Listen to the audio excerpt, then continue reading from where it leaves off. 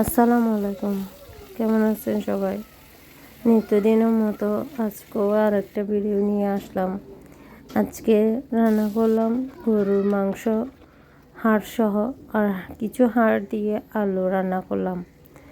আলুটা এরকম করে রান্না করলে আমাদের থেকে বেশ মজা লাগে। এটা খুবই মজা হয় এবং অনেকটা গলে যায়, গলে একদম হয়ে যায়।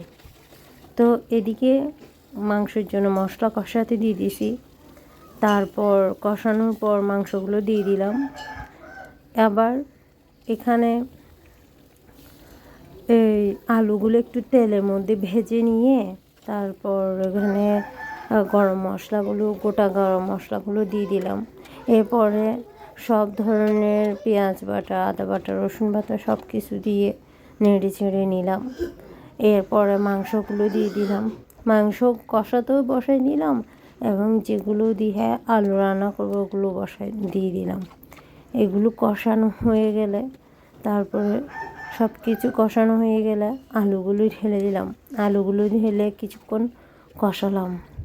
এরপরে টমেটো আর কাঁচামরিচ দিয়ে আবার কিছুক্ষণ কষাতে দিলাম। এদিকে মাংসগুলো কষাতে দিয়ে দিছি টমেটো দিয়ে। এই যে আমার ফাইনাল লুক, কীরকম হয়েছে জানাবেন।